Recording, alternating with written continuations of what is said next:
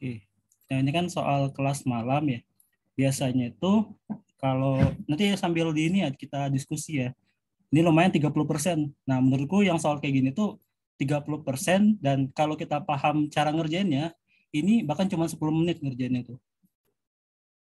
Karena rumusnya dia kita nggak perlu mikir apa rumus banyak-banyak, kita cuma ngisi ngisi yang kuning-kuning ini. Yang kuning-kuning ini kan nilai yang harus kita cari nih, yang harus kita isi. Nah, ketika semua kuning ini udah keisi, ya, yang soal B, C, dan D itu keisi semua gitu.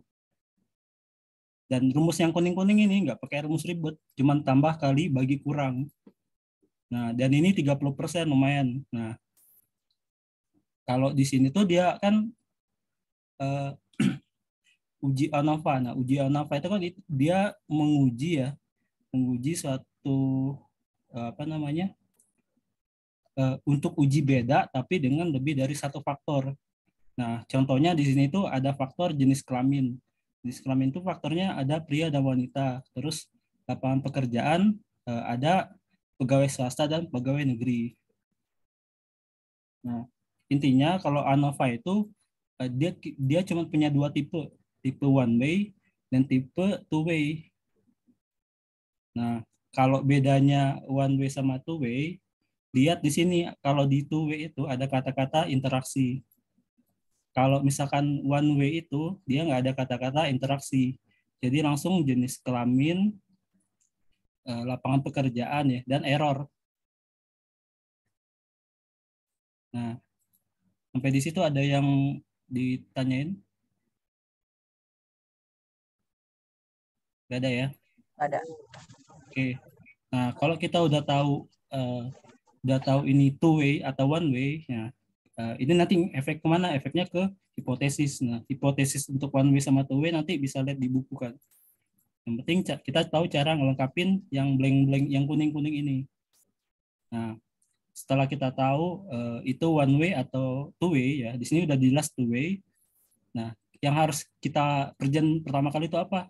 Yang pertama kita kerjain itu adalah DF.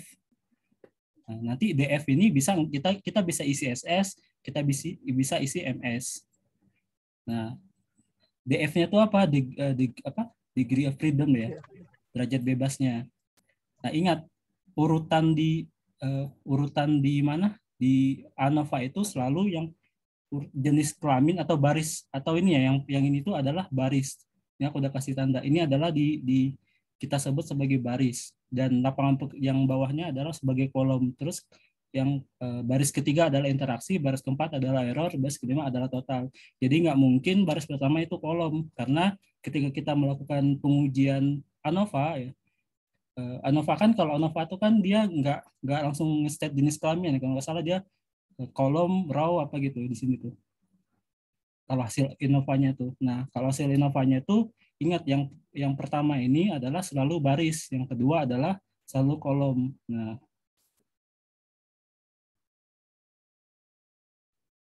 Nah terus gimana cara ngisinya DF?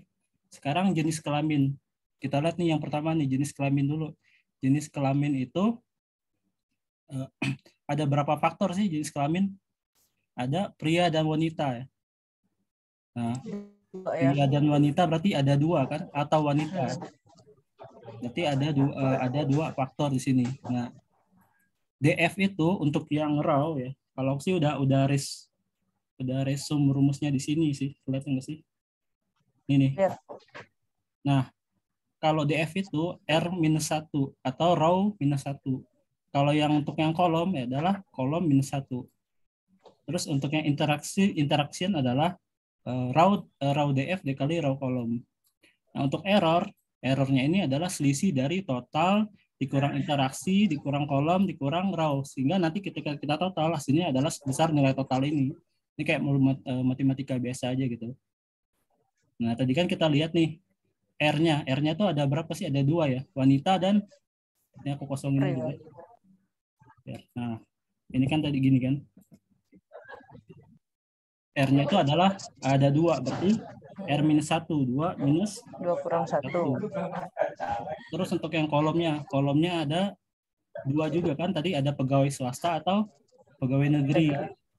Berarti 2 minus 1. Interaksinya adalah DF ini dikali dengan ini.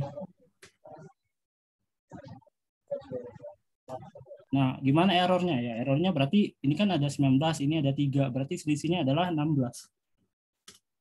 Jika di total adalah 19. Samakan sumnya. Nih.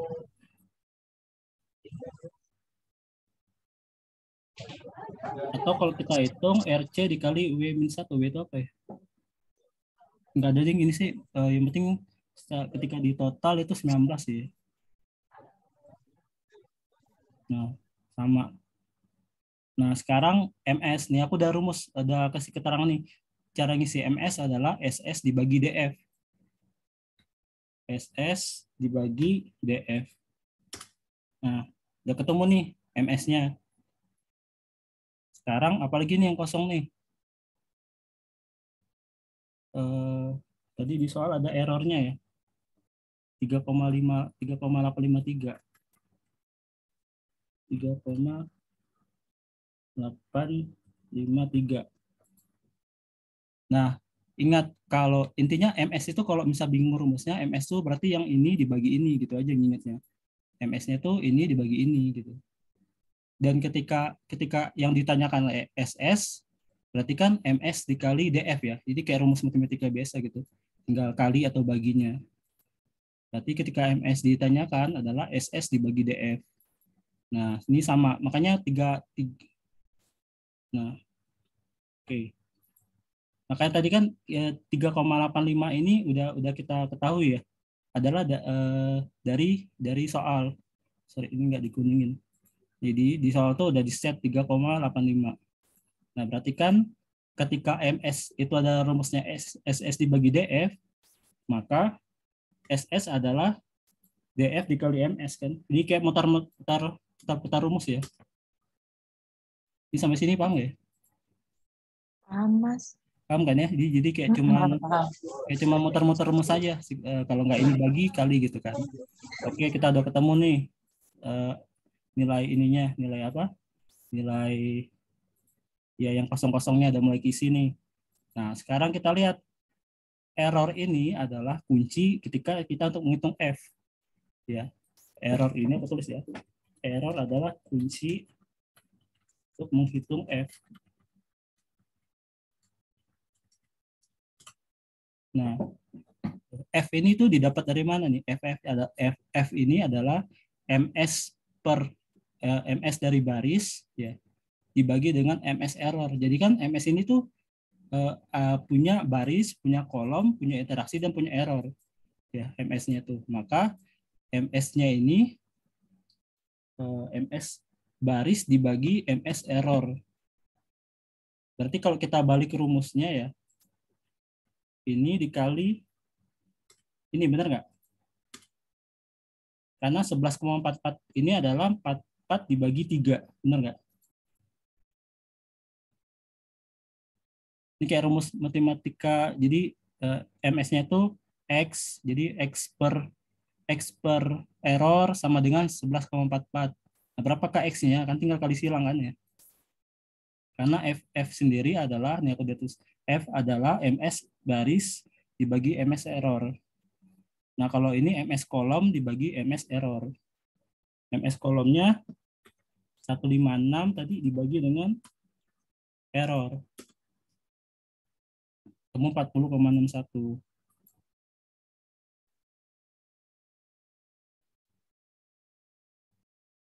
Nah, terus apa lagi yang kosong? Nah, ini ingat kalau total ini, kalau ini udah keisi, berarti ini adalah selisihnya. Ini dikurang ini, kurang ini, kelebihan. 277. Nah, ketika 14 ini udah keisi, berarti kan ingat MS itu rumusnya adalah 14 dibagi DF. Nah, ketemu nih semuanya MS-nya. Nah, tadi ingat MS itu adalah MS dari baris, kolom, ataupun interaksi dibagi dengan error. Nah, ketemulah nanti F-nya. Nah, kalau ada F ketemu, ya kita tinggal cari F hitung atau P value-nya. Kalau aku sini udah udah aku rumusin sih, udah aku cek ini. Nanti paling tinggal di copy aja kalau bisa ada ketemu ketemu menghitung value dari ANOVA ya, tinggal dari ini aja F-nya pada diganti itu. Udah selesai nih. Ini udah menjawab yang soal A. Kalau soal B kan dia cuma kalau ANOVA itu selalu ada tiga hipotesis. Kenapa mengikuti ini? Mengikuti 1, 2, 3. Ketika kita ada tiga item di sini, ada baris, ada kolom, ada interaksi, maka hipotesisnya ada 3. Nah, kalau di sini tanpa interaksi atau dia one way, maka dia hipotesisnya cuma 2. Misalkan ini interaksinya kita hapus. Kita cuma punya hipotesis jenis kelamin dan lapangan pekerjaan. Nah, jadi ini cuman punya, kalau one way itu cuman punya dua hipotesis. Nah, karena ini two way, dia cuman kayak apakah ada perbedaan gaji bulanan rata-rata berdasarkan jenis kelamin, hipotesis yang pertamanya. Yang kedua, apakah ada perbedaan rata-rata berdasarkan lapangan pekerjaan. Yang ketiga, apakah ada interaksi, ya ada atau tidak ada ya. Jadi intinya dia H0 H-nya ya kayak seberangan. Ada tidak ada interaksi antara jenis kelamin dan lapangan pekerjaan. Nah, terus yang C yang ditanyakan itu kan nomor pada tingkat signifikan dapatkah kamu menyimpulkan bahwa terdapat interaksi antara jenis kelamin dan lapangan pekerjaan. Nah, setelah kita tahu hipotesisnya, lihat nih p-value-nya berapa nih? 0,07. Signifikannya itu mintanya 5%. Berarti ketika p-value lebih dari 5%, signifikan lebih dari 5%, maka do not reject H0. Artinya tidak ada interaksi ya antara jenis kelamin dan lapangan pekerjaan.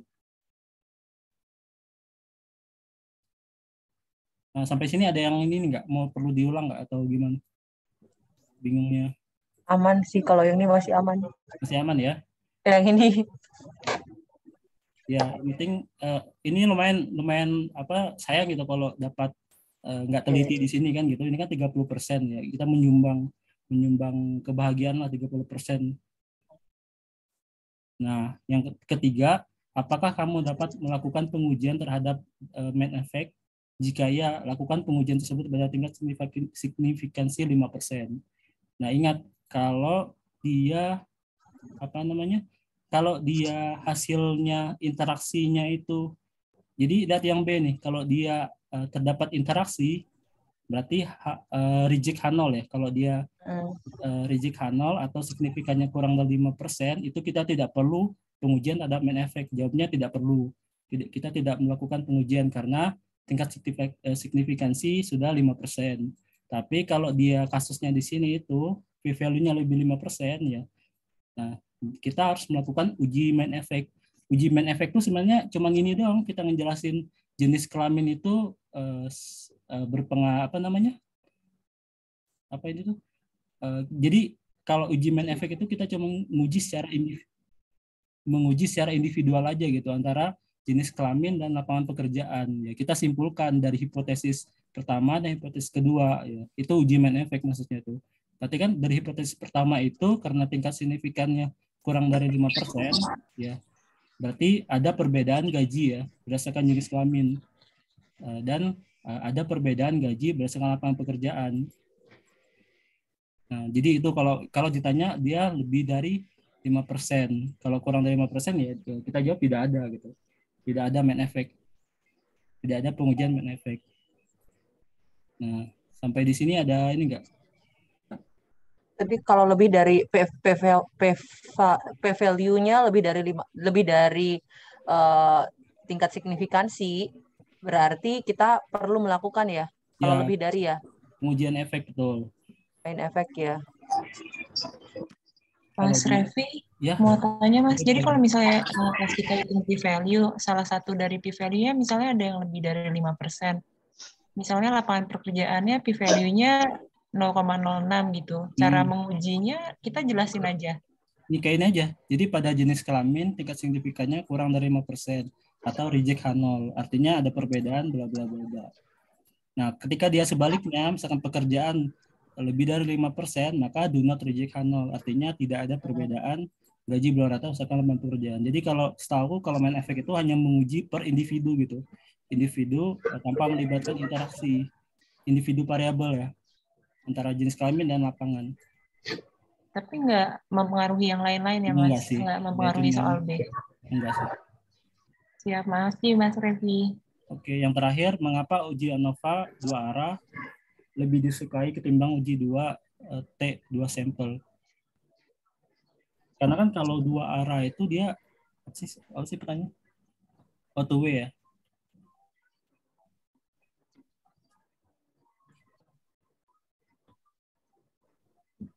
Nah, kalau 2 arah itu ya kalau sih di sini bilangnya karena melibatkan lebih dari satu faktor pengujian gitu. Karena kan kalau ANOVA itu dibandingkan T kan itu mentok ya antara variabel satu dengan yang lainnya kita compare. Misalkan sebelum dan sesudah atau antara universitas A dan universitas B. Jadi kan cuma dua faktor yang kita bisa compare. Sementara ketika di ANOVA ya kita bisa melakukan pengujian lebih dari 2 faktor, dan emang kalau ANOVA itu pasti kita selalu menggunakan dia lebih dari 2 faktor. Contohnya apa tadi? Jenis kelamin. Jenis kelamin itu ada faktornya, faktor laki-laki dan perempuan. Terus ada lapangan pekerjaan. Tadi adalah pegawai negeri atau pegawai swasta. Nah, itu mencerminkan dari 2 faktor itu, lebih dari 2 faktor. Jadi bisa menggambarkan, kalau sih bilangnya dia kalau kita menggunakan t-test ya semakin sedikit faktornya itu faktor yang kita ujikan ya, maka kita akan semakin sulit menggambarkan perbedaan antar variabel secara keseluruhan. Jadi semakin tidak terlihat atau keterkaitan satu sama lain. Itu sih paling. Nah, ini udah 30%. Ini ada yang perlu ditanyain lagi nggak? Masih aman, Mas. Masih aman ya? Iya. Ini kalau kayak begini soalnya kita tinggal bisa lihat ini sih ya, template soalnya ya. Iya nih, kayak template gitu nih sebenarnya. Makanya ini aku kasih petunjuk ini, mudah-mudahan ada yang kayak gini keluar gitu. Semoga paling nggak udah aman 30% lumayan loh. Iya, ini 30%, kalau nilai 30% lumayan. Oke. Sekarang masuk ke yang soal 2. Ntar kalau misalnya yang ada ketinggalan tadi, nanti ini aku upload di YouTube ya. Jadi nanti bisa diulang berulang-ulang kalau misalkan ada perlu. Belajar via YouTube tuh sekarang lebih mudah soalnya ya. Betul. Capek kadang baca buku tuh bingung. Betul. Nah, yang kedua itu kalau muncul gini-gini tuh udah pasti regresi sih. Ya, kalau ada intercept, terus ada standar error, ada tes statistik, itu udah pasti regresi.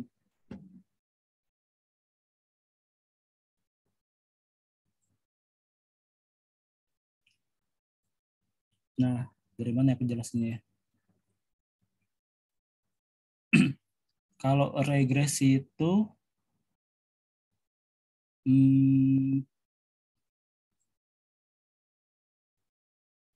dia kan diminta ya.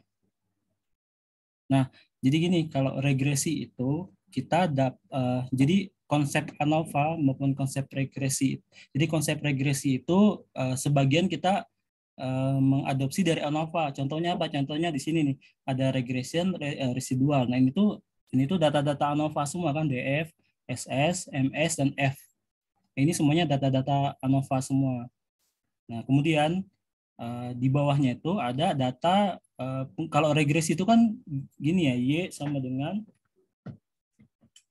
kalau bahasa sederhana A plus BX ya, plus BX2. Nah, kalau ada error kita plus error. Gitu kan kalau regresi itu ya, kalau yang kita tahu ya, A itu adalah intercept-nya, di mana X1 adalah housing star-nya, dan X2 adalah commercial construction-nya. Biasanya standar error-nya itu yang 1,71. Tapi kalau kita ngitung real, sebenarnya errornya nggak dimasukin sih kalau di contoh buku. Kalau kita disuruh masukin X2-nya atau X1-nya, yang errornya itu dia nggak kita hitung gitu. Nah, kalau secara umum ini kan rumus regresi. Ini Udah record ya, oke. Nah, intercept-nya itu adalah sebagai A. Housing start-nya itu sebagai X1, commercial construction-nya sebagai X2. Nah, ingat kalau konsep regresi itu kita bisa menguji regresi berpengaruh atau tidak ya melalui dua cara, yaitu secara bersama-sama maupun secara per variable. Secara per variabelnya itu dilihat dari variabel X1 dan X2-nya apakah mempengaruhi si Y-nya gitu. Di sini kan Y-nya itu adalah number cells ya, sebagai respon variable atau variable dependent-nya. Nah, dengan housing start itu sebagai independennya atau X1 dan commercial construction itu sebagai X2 sebagai variable dependent-nya. Jadi isinya kalau kita bahasa ekonominya yaitu gimana sih pengaruh dari housing start dan commercial construction terhadap penggunaan number cells ya di sini. Nah, itu kalau bahasa ekonominya. Nah, udah kalau dia ditanyanya sini apa? Dengan tingkat signifikan 5%, apakah explanatory? Nah, jadi bahasa explanatory itu kata lainnya adalah variable dependent atau variable X, X1, X2. Kalau ada kata apa namanya? Kata-kata respon variable itu variable dependent atau biasanya variable Y. Nah, dia ada kata kuncinya apakah variable independent ya, kita bilangnya independent itu jointly, jadi secara bersama-sama itu mempengaruhi atau menjelaskan si Y-nya ini. Nah, kita cara ngelihatnya di sini tuh, nah ini kan nilainya 15%, lumayan nih. Di sini kita nggak perlu ngitung lah. Di sini kita tuh sebenarnya nggak usah ngitung di sini. Nggak usah ngitung karena ada di soal semua, tinggal interpretasinya gitu. Nah, cara lihatnya itu di mana? Di nilai F, signifikan di sini. Jadi ketika ditanyakan adalah apa namanya pengaruh X1 dan X2 secara bersama-sama terhadap variabel Y itu bagaimana pengaruhnya, signifikan atau tidak gitu. Nah, dilihat dari tabel yang ini, regression dan residual. Nah, di sini kan F-nya itu atau V-value di sini maksudnya. V-value-nya itu adalah kurang dari 5%. Nah, ketika kurang dari 5%, maka housing start dan jadi variabel X1 dan variabel X2 itu secara bersama-sama signifikan menjelaskan si number cells atau variabel Y-nya. Nah, ingat kalau ketika ditanya ada kata-kata at the 5% signifikan, at the 5% signifikan itu walaupun kita nggak ditanya hipotesisnya itu harus kita tetap tulis hipotesisnya ya, karena nanti biar tahu dasar dari pengambilan kesimpulannya gitu. Nanti kalau contoh atau jenis hipotesisnya ya ada di buku sih ininya. Untuk yang apa namanya, yang ini kan ada materinya sendiri, join signifikan, terus apa namanya, testing individu signifikan ya. Nah, kalau sampai sini ada yang perlu ditanya nggak? Yang tadi yang baru masuk kita ini ya, nanti ada recordnya ya untuk yang soal 1 tadi udah kita bahas. Ini H0-nya itu beta 1 sama dengan beta 2 itu nunjukin apa itu ya, Ref ya? Nah, gini, jadi yang ini dulu ya. Ya. Kalau yang secara signifikan itu kalau secara signifikan itu ya dia hipotesisnya tuh B1 sama dengan B2 atau sama dengan B3, B dan BK ya di sini. B berapapun gitu adalah sama dengan 0. Mungkin ini menunjukkan gimana si B1 ya. Di sini mungkin X1 kita bilang, X1 bukan X1 sih. Jadi kan B kalau di rumus itu kan nih nilai B-nya ini kan maksudnya tuh. Ini kan B1 sebenarnya. B1 B2 gitu kan. Nah, itu menjelaskan bagaimana B1 itu apa sama dengan B2 sama dengan B3 atau dia malah apa namanya tidak sama dengan 0 gitu nilainya. Sebenarnya kalau secara penafsiran hipotesis ya mungkin itu nanti dalamnya di ilmu statistik ya. Tapi kalau sih yang penting aku pahamnya itu adalah dari hipotesis ini ya kesimpulannya itu apa? Kesimpulannya adalah ketika kita nguji bersama-sama, oh ternyata dia tuh signifikan si variable X dan X1 dan X2 ini ternyata bisa menjelaskan si variabel Y-nya. Itu sih kata kuncinya. Nah, kalau yang B itu dia cuma bilang apakah variabel commercial construction itu secara signifikan menjelaskan si lumber sales. Nah, ketika dia tidak ada kata-kata join signifikan, ya berarti ini dia adalah pengujian secara individu. Pengujian secara individu itu jadi kita cuma lihat di sini aja di hasil dari perhitungan ya, koefisien dan sebagainya. Nah, ini kan jadi gini, kalau yang atas ini adalah untuk pengujian bersama-sama, kalau yang bawah adalah untuk pengujian individu. Nah, di sini yang ditanyakan commercial construction. Di sini kan P-value-nya kurang dari 5% ya. Berarti kita bisa bilang reject H0. Artinya si commercial construction ini ya secara signifikan menjelaskan si variable Y-nya atau lumber sales-nya. Nah, ketika ditanya housing star, berarti nanti housing star-nya ini kan juga lebih dari 5%. Kurang dari 5%. Artinya si housing star ini secara signifikan menjelaskan si Y-nya. Jadi intinya di regresi itu ya kalau nggak ditanya dia diuji secara bersama-sama. Yang kedua dia diuji secara individu. Yang ketiga adalah ketika nilai X1, X2-nya ini diketahui. Jadi misalkan housing star-nya itu adalah 1.500 dan construction-nya adalah 2.000. Nah, berapakah nilai si lumber sales-nya? Nah, berapakah nilai Y-nya? Nah, kita tinggal masukin nanti. Berarti Y-nya sama dengan A. A-nya itu adalah 5,3 dikali B-nya 0,76 dikali ini aku tulis ini ya. Jadi misalkan nih yang ditanya berapa lumber sales jika housing star-nya itu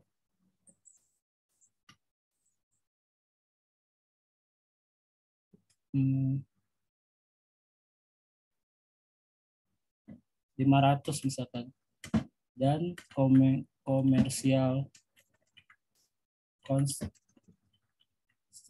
itu adalah 400. Nah, ingat rumus Y adalah A plus B1 dikali X1, B2 dikali X2. Nah, B1-nya itu dari mana? B1-nya itu selalu dari koefisien. Jadi jangan lihat ke mana-mana nih. Di koefisiennya adalah B1, berarti 5,37 plus 5,37 plus 0,76 dikali dengan 500 ya, karena apa? X1-nya itu adalah housing star. Housing star sendiri 500 ditambah 1,25 dikali dengan 400. Nah, berapa kali-nya? Tinggal kan ketahuan nanti I-nya.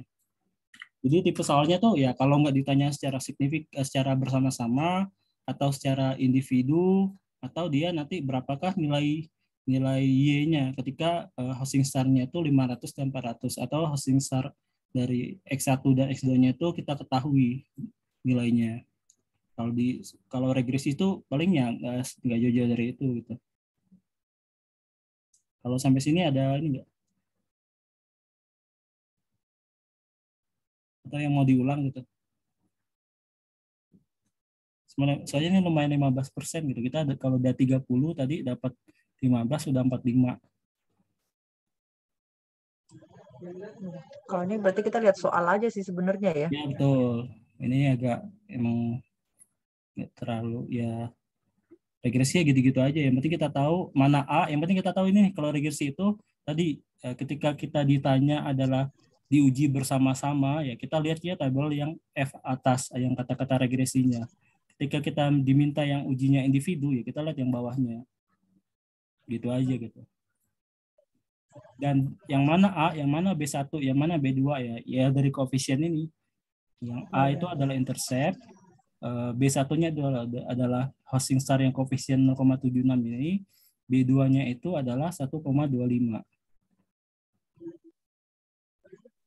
Nah itu. Kalau yang regresi, sebenarnya regresi sebentar itu aja. Ya boleh. Gimana? Maaf Mas, pasti selalu berurut ya untuk B1 dan B2-nya? Ya normalnya sih X1, X2 gitu. Oke Mas, makasih Mas. Ini sebenarnya nggak ngaruh, kecuali nanti ketika kita ada forecasting ya. Forecasting itu urutannya lumayan ngaruh. Tapi kalau ini sebenarnya mau X1-nya, tapi karena ini udah di step duluan ya, housing start biasanya umumnya itu X1 gitu. Gitu ya. Nah, yang ketiga ini agak apa namanya? Agak terbelakang materinya. Maksudnya tuh materi yang suka ujung-ujung gitu loh, yang kita nggak lirik gitu. Tapi keluar gitu.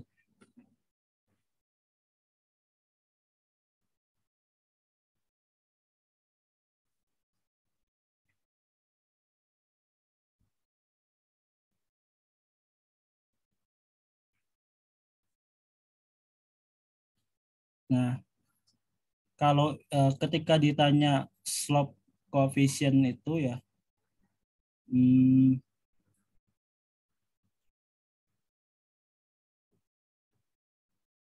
nah gini, jadi slope coefficient itu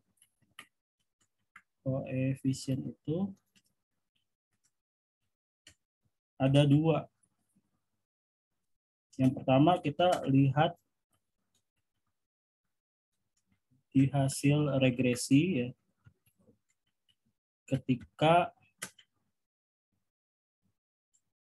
koefisiennya bernilai 0.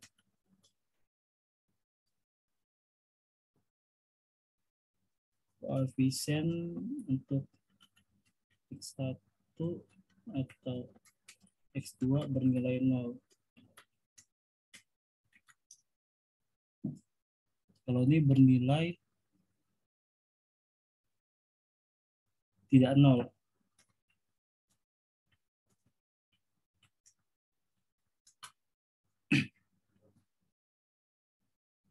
Nah, sebenarnya aku agak ini sih kalau yang slope coefficient ini untuk interpretasinya memang agak susah dipahami. Ini tuh maksudnya menjelaskan apa sih secara regresi gitu. Ya, tapi yang tak pahami itu kalau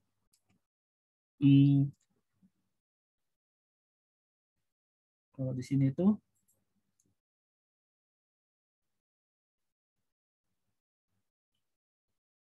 nah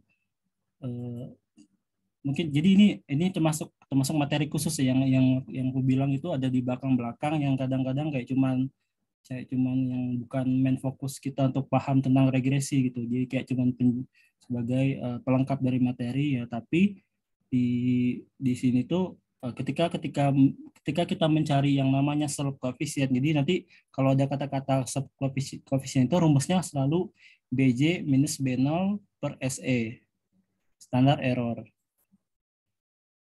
Nah, BJ ini ya, aku tulis ini, BJ itu adalah koefisien dari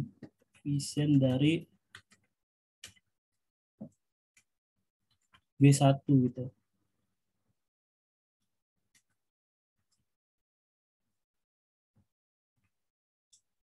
Nah, kalau BJ0 tuh aku masih belum nangkep perannya di regresi itu apa gitu. Tapi umumnya untuk regresi yang normal ya, yang kita ini kan normal ya, kita nggak ada kita apa-apain ya. Untuk yang regresi normal, slope coefficient-nya itu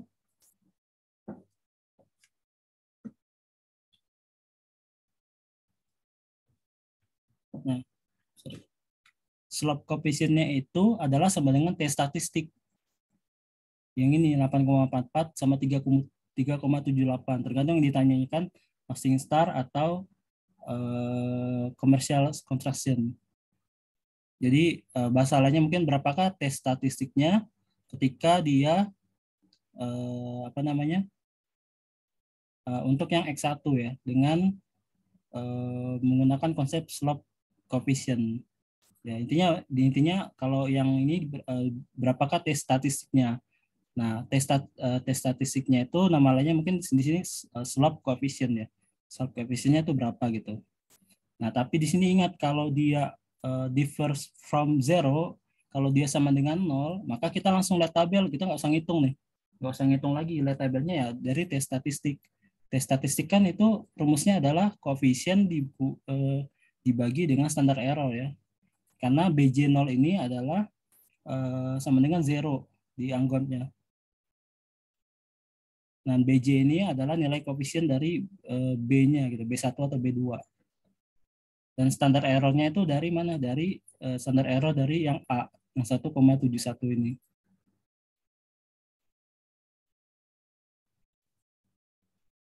Ini dari BJ, dari yang 0,09.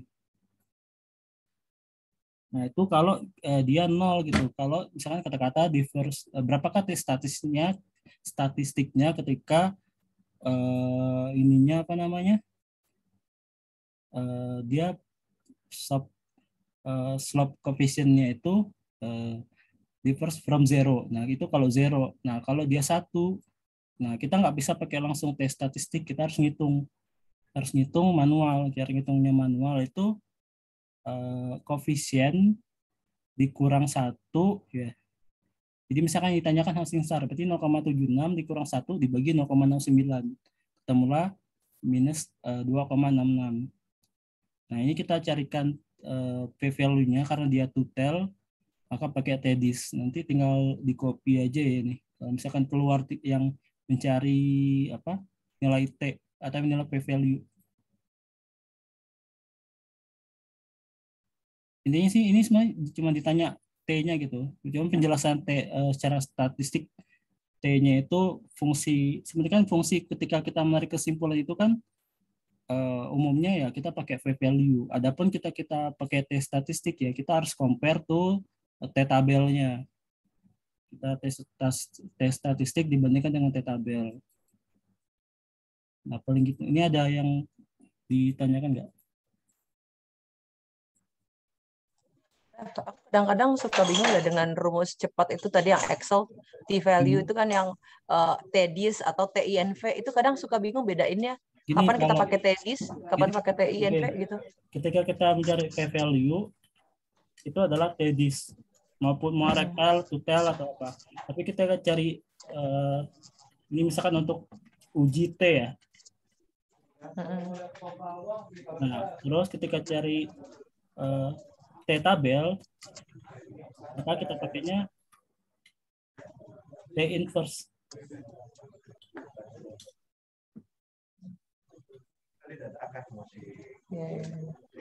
Itu kan sama dengan kayak pakai F, nilai F juga gitu ya? Tuh, F inverse. Jadi kan pengujian itu ada dua cara, dilihat dari p-value atau kita compare nih antara T hitung atau T statistik terhadap T tabel. Nah, uji pertama p-value adalah dilihat dari hasil uji T-nya. Maka kan T di sini nanti nge-refer tuh uji T kan. Sementara T tabel ini adalah merefer tuh 5% derajat bebas signifikan dan derajat bebasnya. Kan nanti hasil dari T inverse ini kita compare nih ke T statistik. Ketika T statistik lebih besar dari T tabel, maka dia reject ke 0. Jadi kan ini kayak cuma dua cara pengujian gitu. Terserah mau pakai yang p-value ataupun pakai T tabel atau T statistik. Itu sih paling. Oke. Dari 15% berarti udah 45. Ini soal tahun lalu ya? Iya, kelas malam lagi. Oh, kelas malam.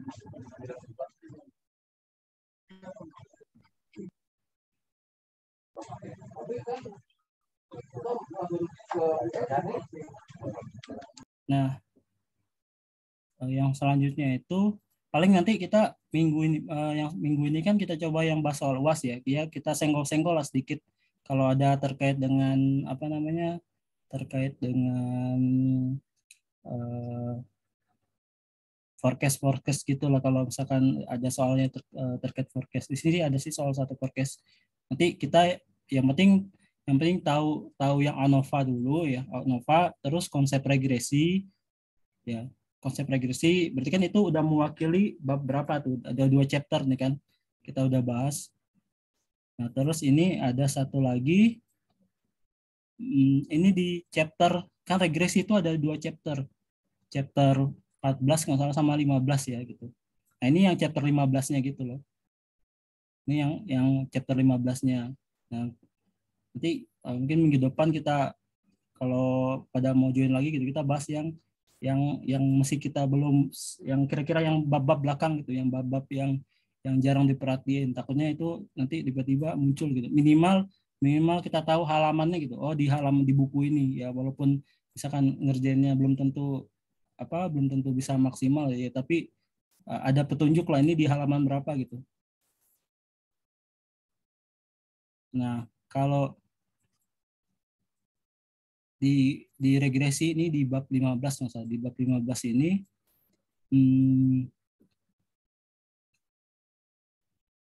dia kita punya yang namanya, mungkin kalau secara ininya ya aku belum mendalami ya secara ilmu statistik terkait dengan ini apa restricted dan unrestricted. Tapi kalau ketika ada soal ditanya restricted dan unrestricted itu ya, kita jabarin dulu nih nilai variabelnya tuh apa aja. Nah, di sini kan ada variabelnya tuh sama kayak di uji regresi, ada intercept sebagai A-nya, ada X1, ada X2 dan ada X1 plus X2.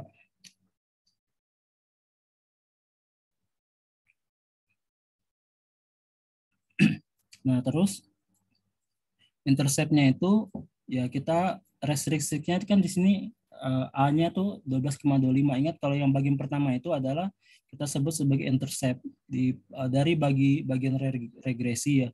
Yang pertama itu kita sebut intercept, maka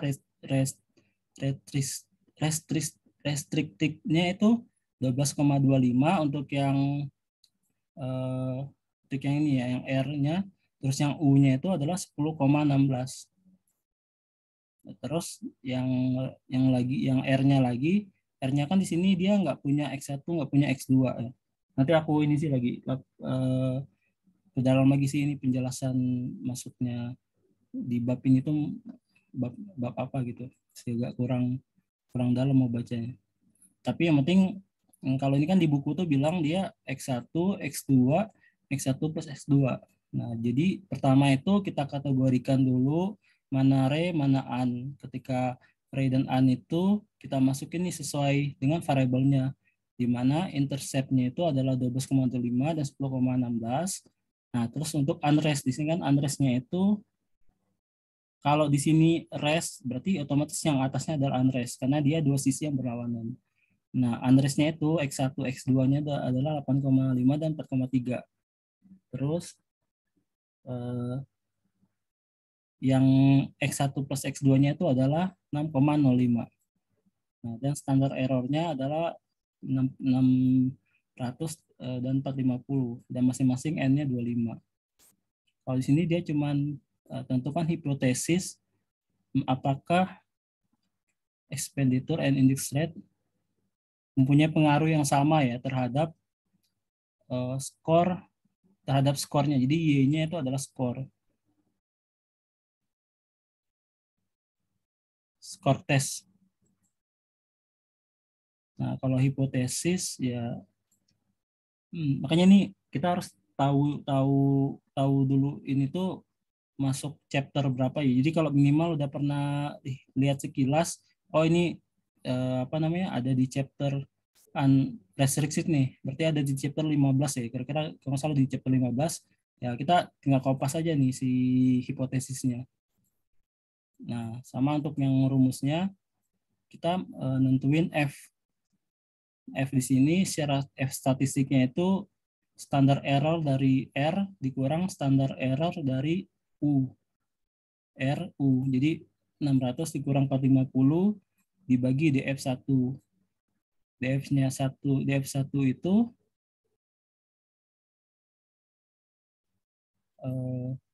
untuk yang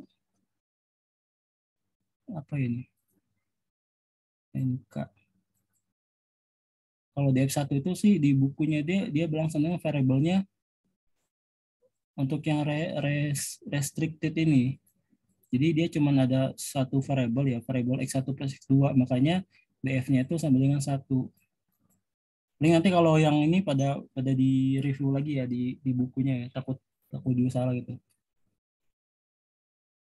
Makanya ini agak tricky karena ini bab-bab yang kita jarang, kayaknya nggak pernah dibahas ya Mbak ya di kelas ya.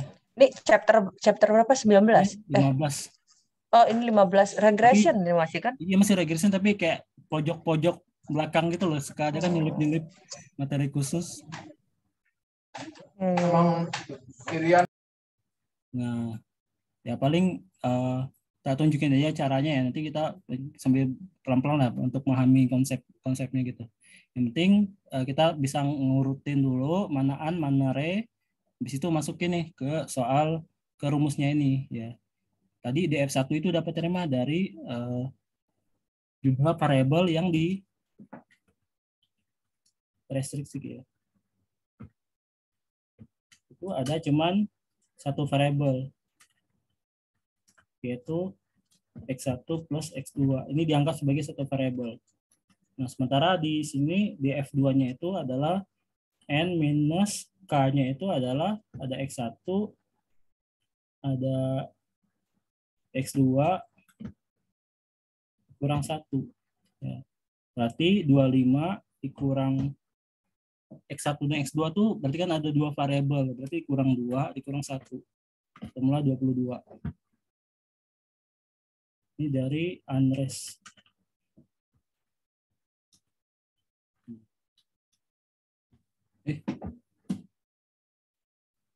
Yuk.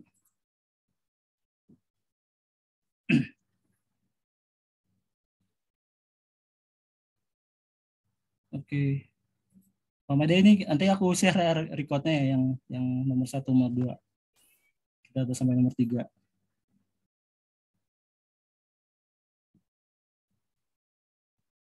Nah, kalau udah masukin ke rumus terus ketemu nanti F statistiknya.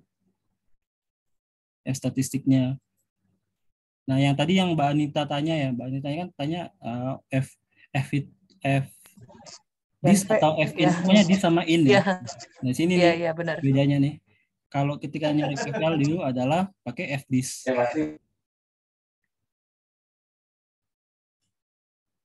Kalau nyari F tabel atau pakai F inverse RT. Nah, sebenarnya aku kurang paham perumusan, tapi rumus ini kayaknya udah aku coba ya di sesuai soal di buku. Ya, kenapa dia rectal tutel ya mungkin ada penjelasan dari bukunya ya. Makanya ini sih aku kurang paham untuk yang F ya, terutama F. Kalau T masih bisa dijelaskan, kalau yang T ya tabel. Mungkin kalau F ini ya bukan yang ANOVA ya. ANOVA katanya right tail, emang hanya right tail bukan. Mungkin ini karena ini regresi ya, mungkin diasumsikan sama sini di rectal gitu. Jadi kalau mungkin setiap F itu yang pakai F itu ya dianggapnya rectal gitu. Tapi ketika kita uji, ini kan contoh F tabelnya itu 7,3, F hitungnya 4,3. Berarti F hitung lebih dari F tabel. Terus uji yang kedua adalah V value kurang dari 5%. Berarti kan antara pengujian pertama dan yang kedua tuh sebenarnya nggak boleh beda gitu. Karena kalau beda berarti ada yang salah sama V value-nya. Karena aku kalau F tabel itu udah paling aman untuk menjelaskan sesuatu ya. Kita nggak pengaruh tutel, rektal sebagainya. Nah, ketika kita ragu pakai P value atau F tabel ya, kalau sih prefer kalau di sini ketika kita tidak ditanyakan P value ya cuman kayak temukanlah critical value ya kita sah saja pakai F tabel gitu. Karena itu lebih aman untuk ini kan kita dikali 2 atau gimana gitu P value. Nanti kita diuji independen nanti di soal yang nomor 4. Itu ya, gampang jelasinnya yang uji independen. Nah, terus berarti kan dua-duanya match nih. Baik pakai F tabel terhadap F hitung dengan F tabelnya itu F hitungnya lebih besar F tabel atau signifikannya kurang 5%. Berarti dia reject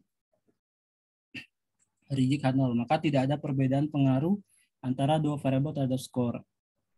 Ya paling itu sih yang ini tuh yang agak tricky ya. Karena ini masuk babnya tuh bab 15 yang kayaknya kemarin tuh cuman sekilas ya dibahas Bapak. Terus ini babnya tuh belakang gitu. Nggak kayak regresi umumnya yang cuman ditanya berapa pengaruh secara bersama-sama dan pengaruh secara individu gitu. Nah, kita udah dapat tadi berapa? 30. Ya mudah-mudahan sih mirip gitu soalnya kayak gini gitu. Ya tinggal kita sedikit kopas. Tinggal misalkan diganti angka gitu. Berarti 45 udah 65 nih, udah 65. Nah, yang ini yang lumayan gampang sih. Yang forecast. Forecast itu kita cuma jabarin aja. Intercept-nya itu kan 17,51 sebagai A. Terus X1-nya atau advertising cost-nya itu adalah 0,05. Terus unemployed-nya itu adalah minus 0,07. Yang ditanya jika dia punya budget 620 di advertising cost ya, di sini kan 620. Terus buatlah forecast. Jadi buatlah forecast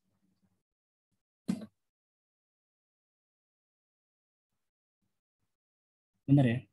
Make a forecast ya di bulan Juni tahun 2009 ketika rate tenaga kerjanya itu 9,1, di sini 9,1. Nah, kalau ingat intercept itu kan nilainya konstanta, makanya ini dikali 1. Terus 0,05 dikali 620, terus 0,7 dikali 91, udah ketemu 42,14. 42,14 ini satuan, karena satuan si salesnya adalah dalam bentuk 1000 ya, $1000, berarti 42,14 dikali 1000. Ini lumayan nih 15 nih. Cuman kita masukin angka-angka doang. Nah, terus yang nomor B, berapakah kalau misalkan biaya iklannya itu jadi 700. Jadi ini kita ganti 700. Unemployed-nya itu kita ganti 9,1. Enggak diganti sih, tetap ya 9,1. Karena yang berubah adalah advertising cost. Ketemu nanti 46140.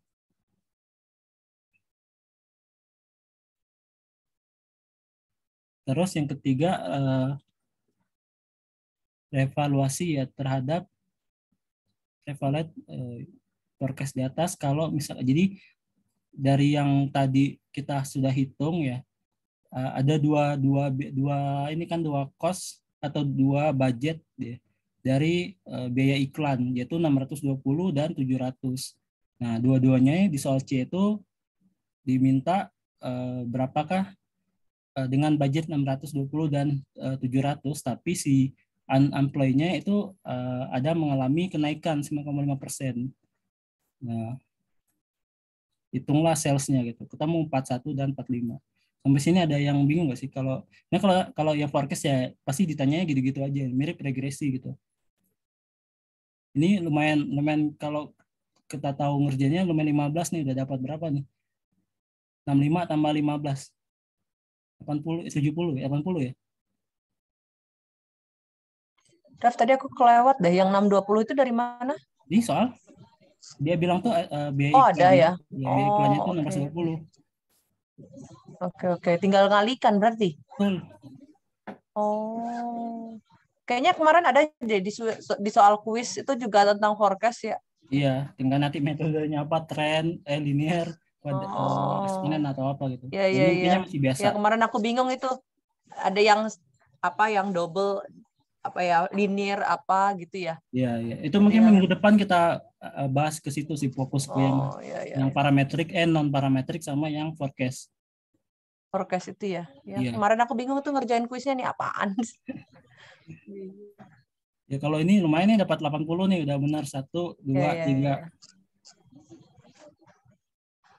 Nah, nomor 4 nya malah lebih ini lagi, lebih singkat lagi. Pokoknya semakin banyak data, semakin banyak data dan dia cuman uji beda ya, perbedaan ya, itu lebih lebih gampang karena aku hasilnya ini juga langsung pakai data analyze, itu lebih cepat. Nah, nomor 4 ini masuk ke chapter bencet ya. Oke. Nah, ini masuk ke chapter apa namanya? Masih chapter 14 regresi, tapi yang awal-awal, yaitu menentukan koefisien korelasi. Kenapa dibilang koefisien korelasi? Ya di sini ada kata-kata korelasinya.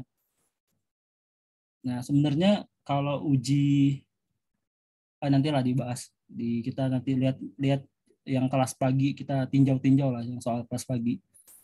Agak sedikit banyak yang mereka. Nah, kalau ditanya korelasi gini, ini tuh paling gampang ngerjainnya. Ini kita cuma pakai rumus sama dengan korel, udah selesai gitu.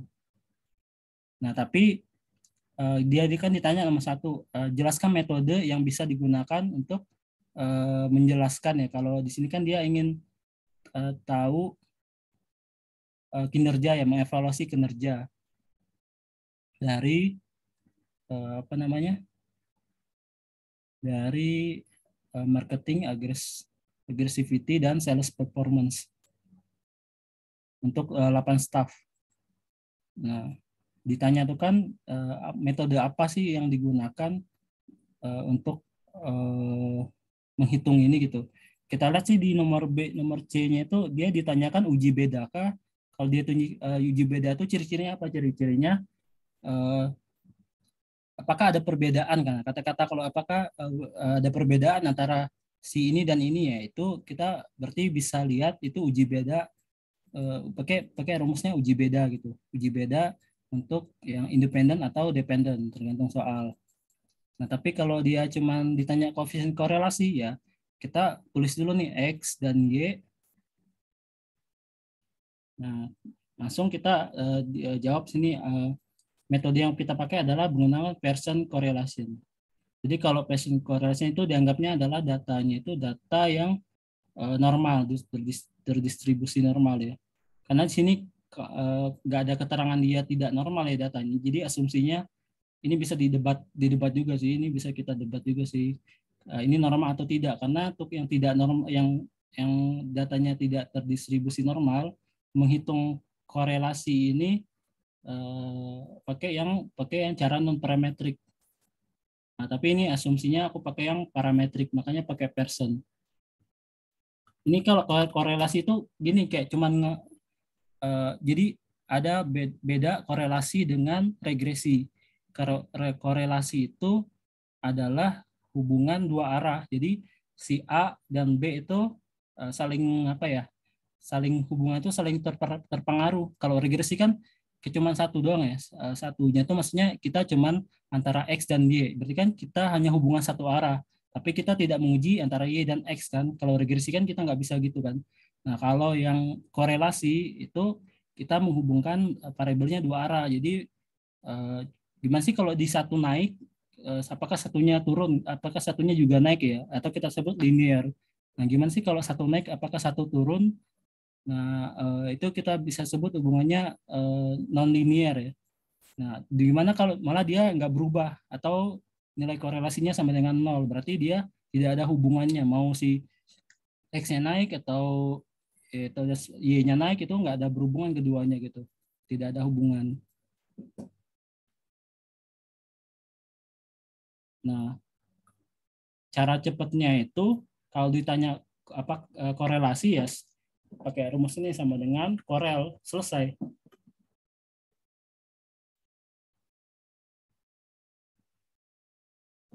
Kita blok, terus kita blok lagi. Ketemu nih 0,834. Nah, karena ini adalah uji statistik, kenapa ada uji statistik? Ingat tadi ciri-ciri uji statistik itu kalau ada at a 10% atau at a 5%, berarti harus ada hipotesis. Nah, ketika ada hipotesis pasti ada uji T. Nah, uji T di sini untuk koefisien korelasi sendiri itu kita harus tentukan dulu koefisien korelasinya, karena di sini RXY itu adalah sebagai koefisien korelasi.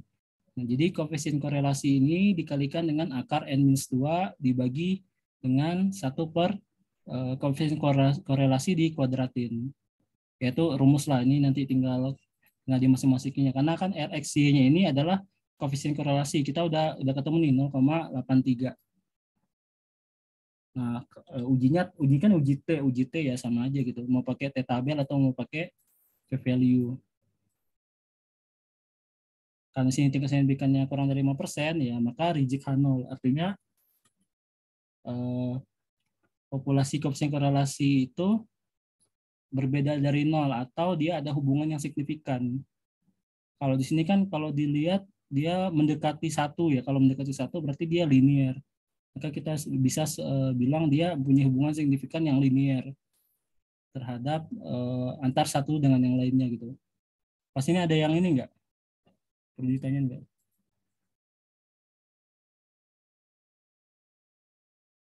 Ini kayak bab awal kita, bab 3 atau bab berapa ya yang kita koefisien korelasi. Tapi dia ada uji statistiknya. Karena kalau ada kata-kata at 10% gitu pasti selalu minta nguji statistiknya, bukan cuma minta berapa korelasinya. Kalau ini korelasi ini cuma cuma ngejelasin hubungan antara X dan Y gitu. Apa linear atau tidak linear. Kalau dia positif mendekati 1 ya berarti dia linear kayak gitu.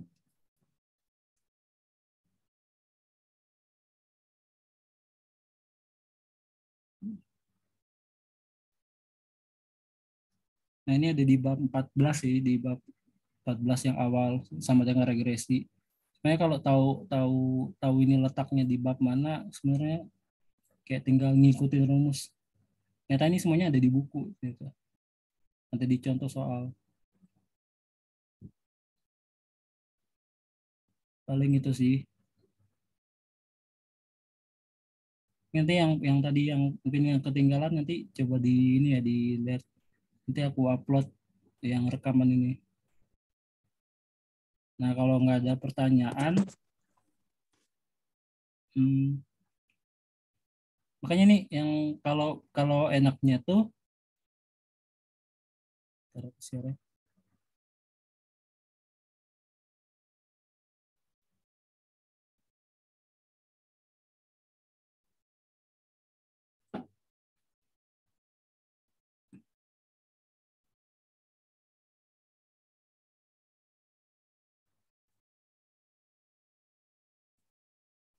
nah, kalau pada punya rangkuman ya, kalau kan ini punya rangkuman masing-masing per chapter gitu. Jadi lumayan tinggal sebenarnya kepas dari sini. Kadang kan nggak terlalu ingat juga tuh rumusnya apa, tapi lihat di sini gitu. Kalau pada punya rangkuman ya. Ini mah rumus-rumus yang bab ini gitu. Kita minimal udah pernah lihat gitu. Kalau udah pernah lihat ya ada gambaran gitu.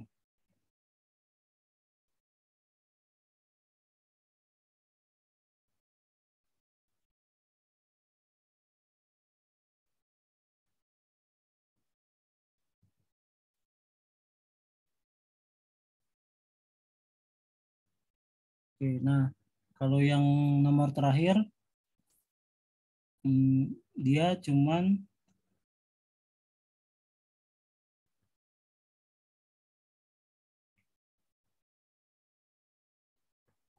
jadi dia diminta untuk memutuskan ya untuk mempublish news tracker regulasi ya. Jadi mungkin aturan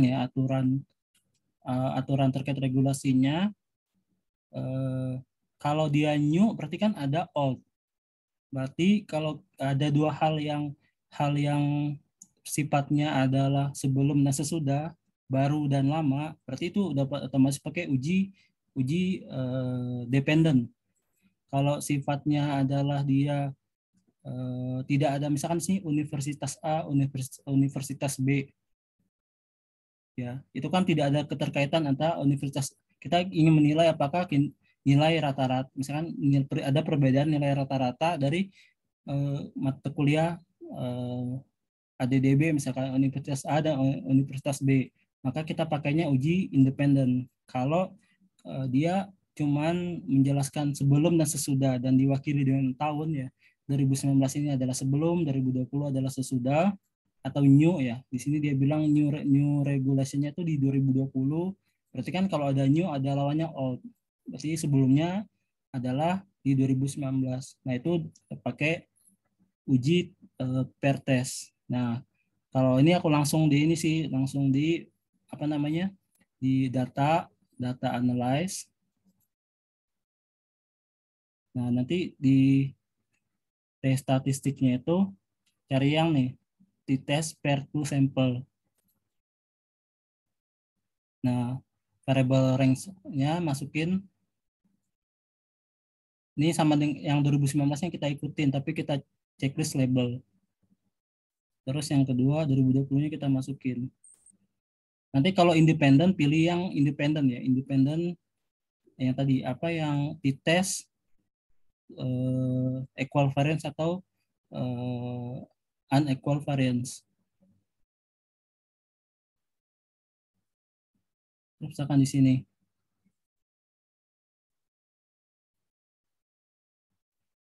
Nah, ingat kalau uji independen itu kan always to tell ya biasanya. Enggak always sih, karena di sini emang dia yang cuman bilang apakah ada perbedaan ya. Kalau apakah ada perbedaan ya, dia nggak bilang perbedaannya tuh lebih dari 1, kurang dari 1, atau kurang dari nilai tertentu ya. Dia kalau cuman bilang ada uji beda nih, ada perbedaan nih ya, berarti itu pakai to tell. Nah, kalau to tell berarti ingatnya p-value-nya di sini. P-value to tell. Jadi jangan pakai yang one tell, pakai yang to tell. Nah, kalau dia p-value-nya lebih dari 5% ya berarti tidak ada perbedaan antara penerapan regulasi baru dengan yang lama. Nah, itu kesimpulan yang untuk yang uji dependen gitu.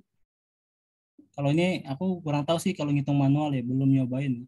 Cuman kalau memang efektif ya pakai Excel kayak gini, mending kita coba yang langsung ke Excel-nya. Ini ada yang ditanyain gitu?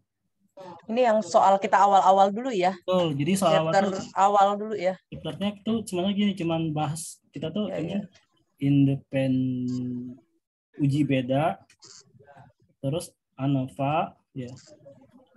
Terus ada regresi linear ya, regresi lanjutan. Terus yang kelima forecasting sama uji non parametrik udah. Ada kira-kira 6 bagian besar chapter gitu. Tadi kita ANOVA udah. ANOVA tuh di soal 1, regresi linear biasa itu yang ini yang soal 2. Udah kita bahas. Regresi lanjutan tuh yang mana? Yang tadi yang soal apa namanya? Yang ini yang restricted dan unrestricted. Itu regresi lanjutan. Jadi forecast-nya itu yang mana? Forecast-nya itu yang tadi yang tentuin unemployed sama apa namanya? Yang cost lah. Terus ini udah belajar. Yang terakhir adalah uji beda. Yang kata Bapak, yang kata Hari kan pernah bilang tuh, yang soal kemarin tuh yang nggak keluar ya, bener nggak keluar sih non parametriknya.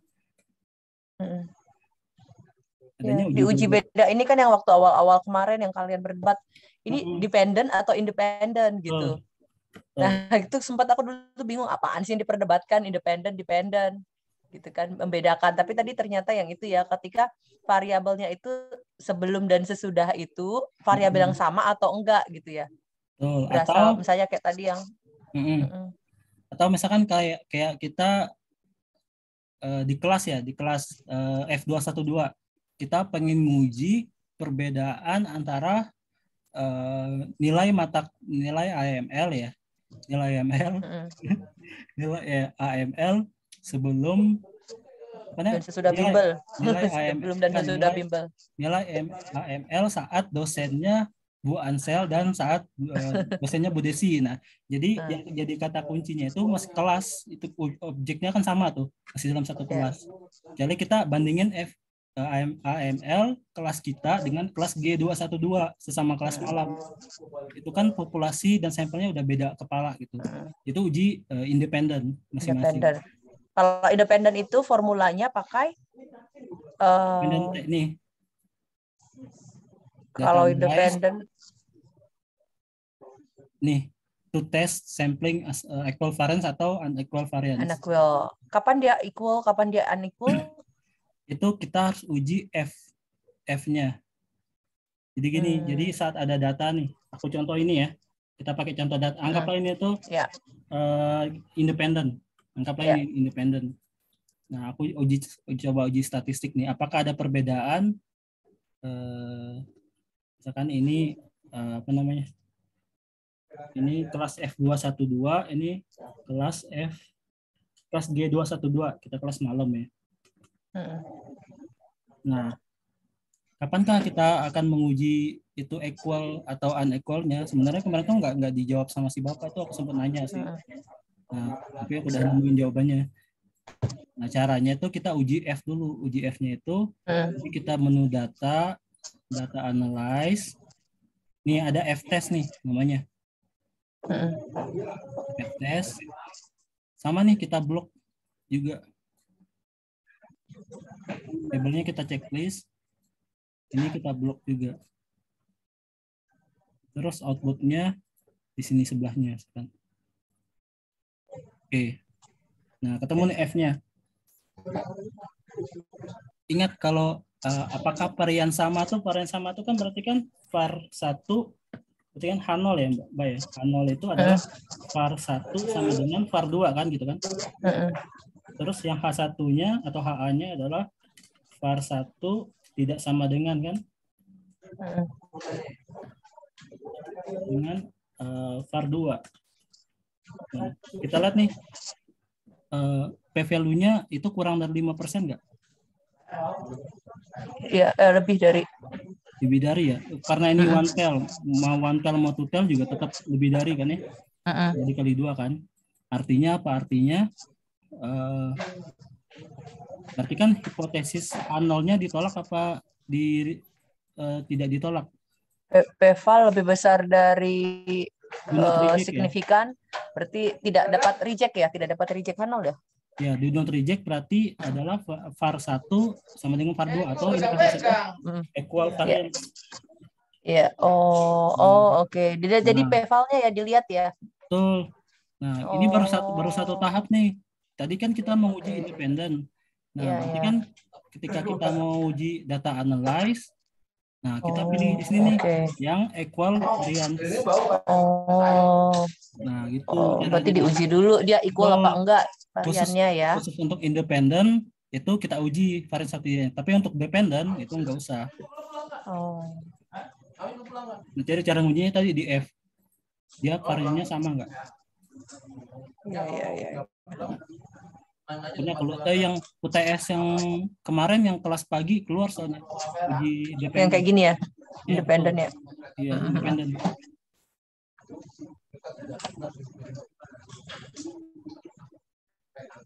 Udah sih ini paling kita ini ya yang ngelirik aja, yang ngelirik yang kelas pagi ya, yang kalau emang agak pusing sih kalau kebanyakan ngebahas soal. Coba mana yang soal kelas yang tadi udah nanti aku kirim sih yang ini jawabannya biar bisa dilihat-lihat. Kelas pagi itu nggak jauh beda gitu nih, yang kelas pagi itu. Nih, ini kan tadi yang ini tuh kan ingat ANOVA ini kan kalau dia ada kata-kata interaksi atau kata-kata gender dikali dengan koleksi itu sama aja sih nama lain dari interaksi gitu. Nah, disuruh ini apa nih? Ini kalau ini jawabannya apa nih? Apakah ada perbedaan gaji berdasarkan gender? Soal yang mana? Lihatnya gimana coba? Soalnya yang mana sih? Ini. Nggak ada. Oh, belum ke share ya?